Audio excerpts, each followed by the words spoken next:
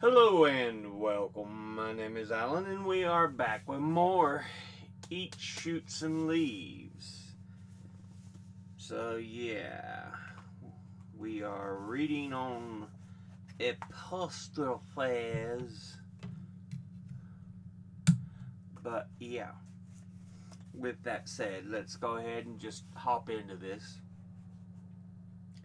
Up to now, we have looked at the right and wrong uses of the apostrophe, and I have felt on pretty safe ground.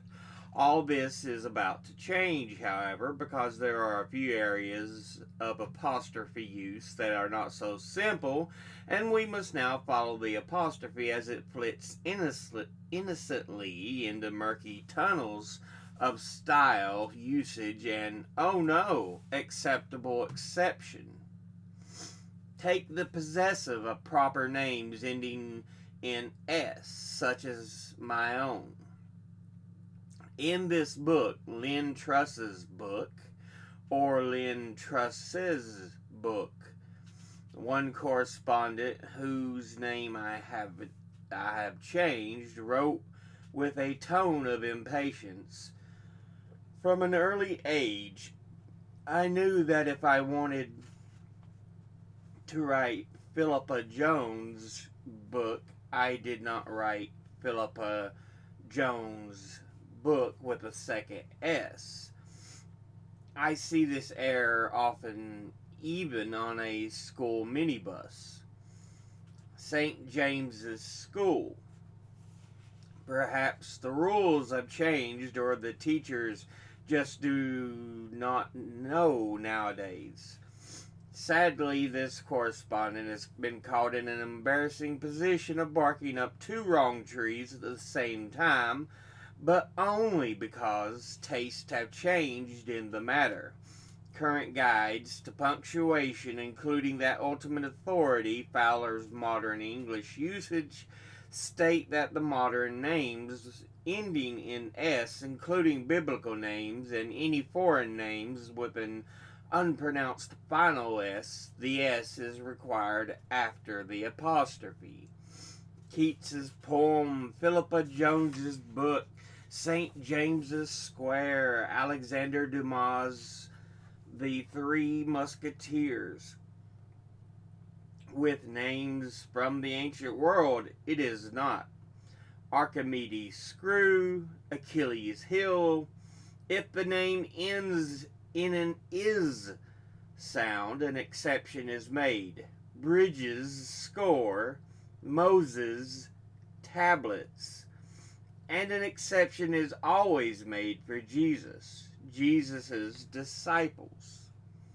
However, there are matters of style and preference that are definitely not set in stone, and it's a good idea not to get fixated about them. Bill Walsh's charmingly entitled book, Lapsing into a Comma, Walsh is a copy desk chief with the Washington Post, explains that while many American newspapers prefer Connor's forehand, his own preference is for Connor's forehand. And I'm happy to be working for a newspaper that feels the same way I do. Consulting a dozen or so recently published punctuation guides, I can report that they contain minor disagreements on virtually all aspects of the above, and that their only genuine consistency is in using Keats's poems as a prime example. Strange but true, they just can't leave Keats alone. It is Keats's poems, not Keats's, they thunder, or alternatively, it's Keats's poems, not Keats. Well, poor old Keats, you can't help thinking no wonder he developed that cough. Having said that there are no absolute rights and wrongs in this matter, however, then many people wrote to ask why St. Thomas Hospital in London has no S after the apostrophe. I did feel that the answer must echo Dr. Johnson's when asked to explain his erroneous definition of a pastern. Ignorance, madam, pure ignorance. Of course it should be St. Thomas's Hospital. Of course it should. The trouble is that institutions, towns, colleges, families, companies, and brands have authority over their own spelling and punctuation, which is often historic, and there is absolutely nothing we can do except raise an eyebrow and make a mental note. Virtually the first things a British newspaper sub-editor learns are that Lloyd's TSB, the bank, has no apostrophe, unlike Lloyd's of London Insurance.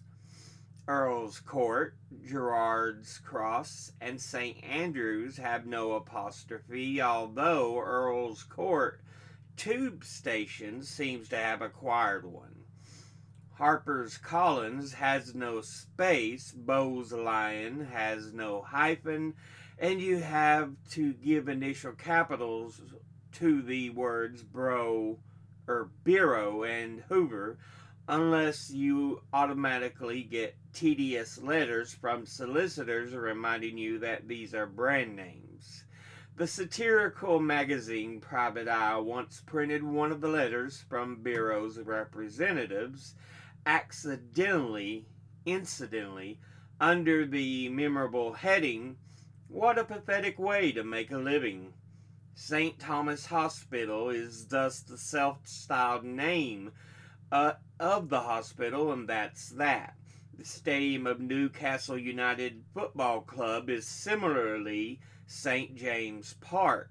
In the end, neither example is worth getting worked up about. In fact, in the contrary, once you have taken a few deep breaths, you may find it within you not only to tolerate these exceptions, but positively to treasure them and even to love them. Personally, I now lose all power of speech when I see University College London ignorantly awarded a comma where none belongs, or E.M. Forster's title, Howard's End, made to look ordinary by some itchy-triggered proofreader. Meanwhile, the Times Guide to English Style and Usage sensibly advises the readers not to pin their mental well-being on such matters, putting it beautifully. Beware of organizations that have an apostrophe variations as their house style, e.g. St. Thomas Hospital, where we must respect their whim. It is time to confess that I have for many years struggled with one of the lesser rules of the apostrophe. I refer to the double possessive, which is evidently a perfectly respectable grammatical construction, but simply jars with me, and perhaps always will.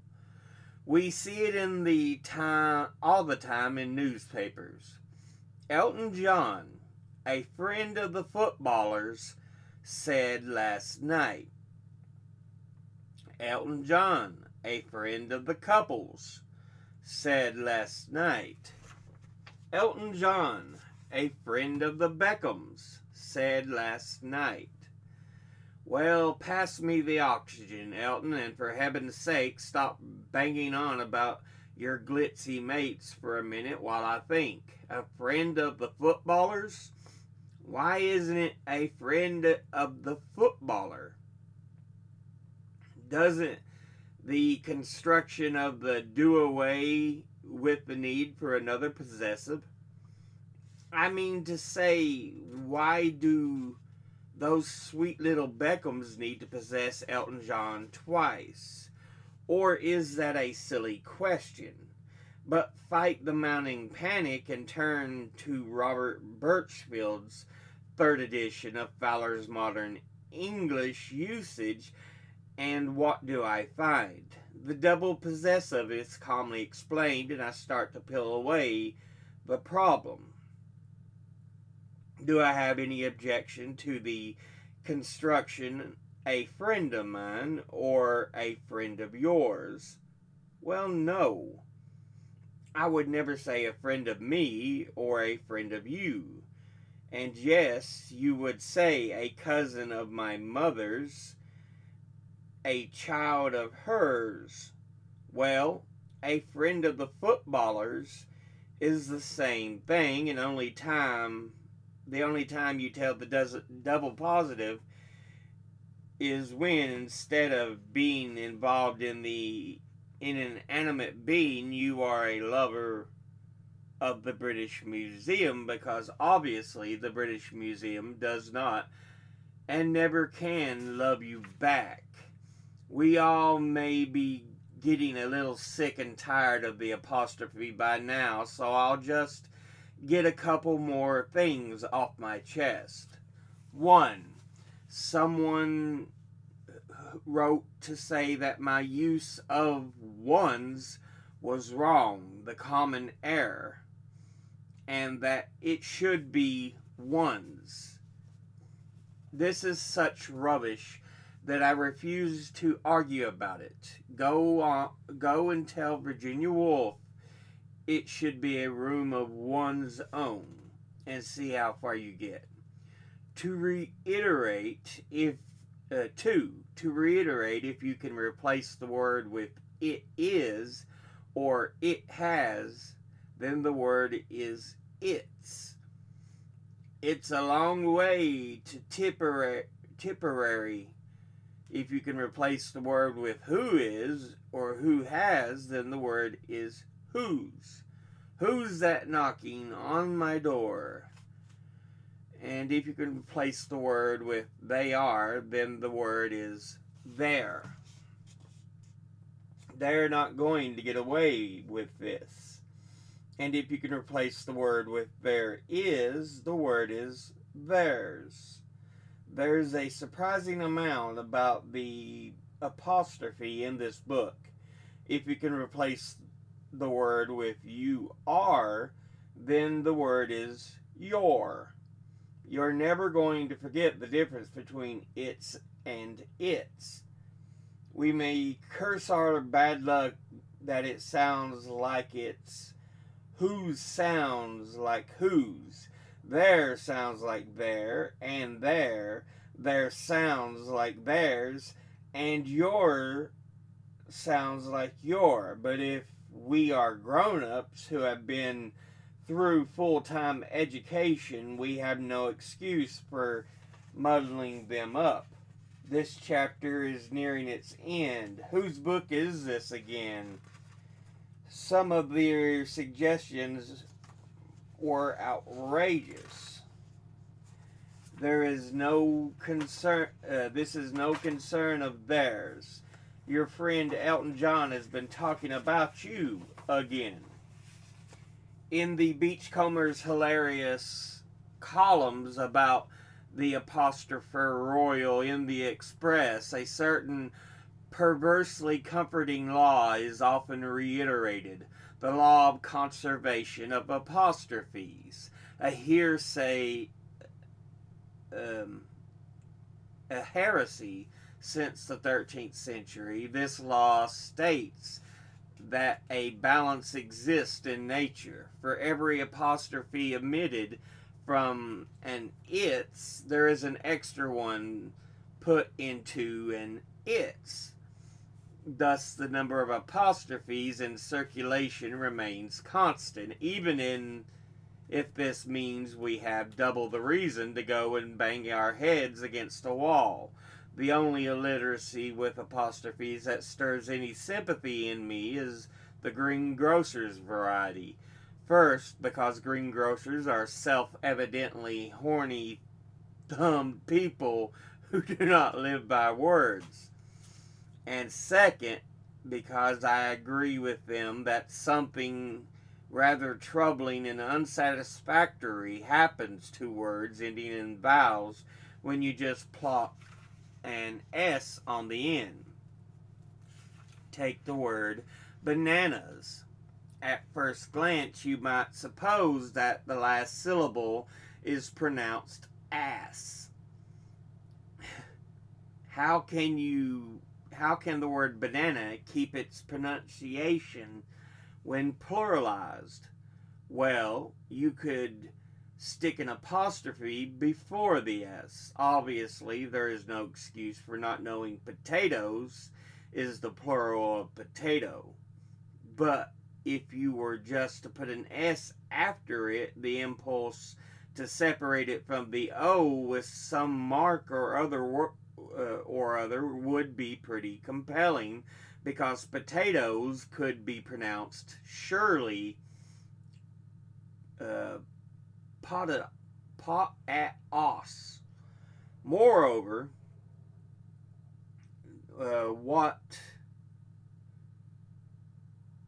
many people don't know as they fulminate against the ignorant greengrocers is that until the 19th century, this was one of the legitimate uses of the apostrophe, to separate a plural S from a foreign word ending in a vowel and thus prevent confusion about pronunciation. Thus, you would see in an 18th century text folios or quartos and look rather elegant. I just wish a different mark had been employed or even invented for the purpose to take the strain off our long-suffering little friend. And I hear, in fact, that there are moves afoot among certain punctuation visionaries to revive the practice using the tilde, the Spanish accent we have all on our keyboards and looks like the little wavy line. Thus, quartos and folios, not to mention logos, pastas, alzos, and bananas. For the time being, however, the guardians of usage frown very deeply on anyone writing quartos. As Professor Loretto Todd tartly remarks in her excellent Cassell's Guide to Punctuation, this usage was correct once, just as it was once considered correct to drink tea from a saucer. It would be nice if one day the number of apostrophes properly placed in its equaled exactly the number of apostrophes properly omitted from its, instead of the other way around. In the meantime, what can be done by those of us sickened by the state of the apostrophe abuse? First, we must refute the label dinosaurs. I really hate that. And second, we must take up arms. Here are the weapons required in the apostrophe war. Stop when you start to feel uncomfortable. Correction fluid. Big pens. Stickers cut in a variety of sizes, both plain for sticking over unwanted apostrophes and colored for inserting where apostrophes are needed. A tin of paint with big brush, gorilla style clothing, strong medication for personality disorder, loud heller gun. Evidently, there used to be a shopkeeper in Bristol who deliberately stuck grammatical signs in his window as a ruse to draw people into the shop. They would come in to complain, and he would then talk them into buying something. Well, he would be ill-advised to repeat this ploy once my punctuation vigilantes are on the loose. We lovers of the apostrophe will not stand by and let it be abolished, not because we are dinosaurs who drink tea out of saucers, interesting image, not because we appreciate the way the apostrophe has for centuries graced our words and illuminated our meaning. It is no fault of the apostrophe that some of our words need so much help identifying themselves. Indeed, it is to the credit of the apostrophe that it can manage the task. Those spineless types who talk about abolishing the apostrophe are missing the point, and the pun is very much intended. The next day, after the abolition of the apostrophe, imagine the scene. Triumphant abolitionist sits down to write. Goodbye to the apostrophe. We're not missing you a bit. And finds that he can't. Abolish the apostrophe, and it will be necessary, before the hour is up, to reinvent it. But that ends that chapter. So, yeah. Let's go back over some of the information in the book here.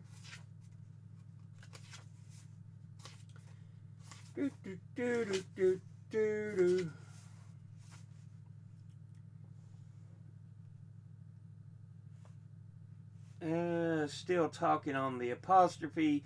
So it could be Lynn Truss's book. Lynn Truss, Truss apostrophe book, or Lynn Truss's book, Truss apostrophe S book. So yeah, showing the difference in how words that end or names that even end in S, how sometimes if you they can kind of vary with the usage of apostrophes.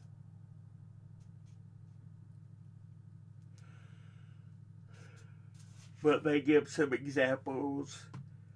Last names that end in S have need of an apostrophe S,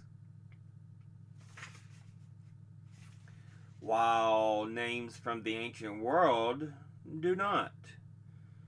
It's just the name and then apostrophe. And then if a name ends in an is sound, Bridges score. And it's just Bridges apostrophe score. Or Moses tablets. Moses apostrophe. Same with Jesus. Jesus apostrophe. But even with this, it's still a lot of confusion, because some people still say, oh, you should put the S apostrophe S. So there really is little confirmation, and it's really how one feels. But yeah, the double possessive, Elton John, the friend of, which that is indicating possessive. And then they've got footballers, Footballer apostrophe S, indicating possessive. So yeah, double possessive, and they do the same with a friend of the couples, a friend of the Beckhams. So yeah.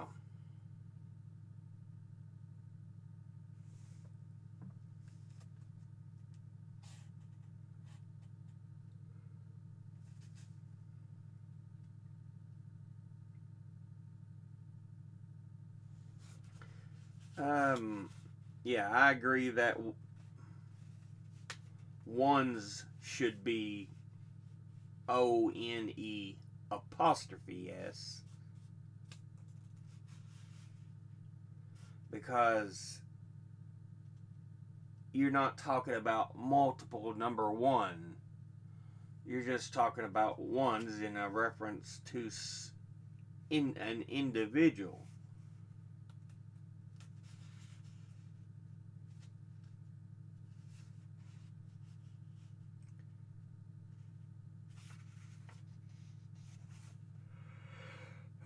So really straightforward. And then, of course, they play with the whole different spelling but sounding the same. It's, IT apostrophe S, sounds like it's, ITS. Whose, WHO apostrophe S, sound like whose, WHOSE. Their, THY apostrophe RE, sounds like their, THEIR. And their, THERE. Theirs, THERE apostrophe S, sounds like theirs, THEIRS. And yours sounds like your, YOU apostrophe RE, YOUR. So yeah.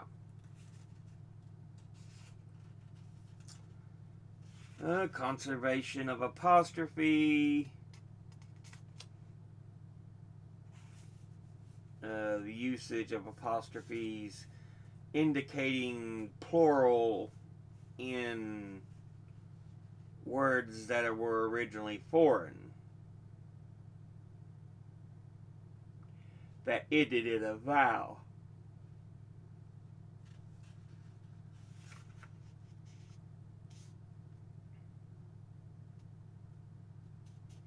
But yeah, that ends that particular episode. We're coming up on halfway through the book already. Like I said, it's a short one. It's a little cute read. I thought it'd be nice to read through. But yeah.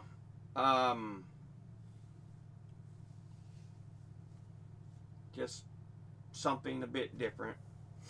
But we'll go ahead and end that there. As always, educate thyself. Think, read, study, learn. Excuse me. Somebody has trouble or says something you have trouble believing, ask them to cite their sources. I'll see you all in the next episode. Until then, later.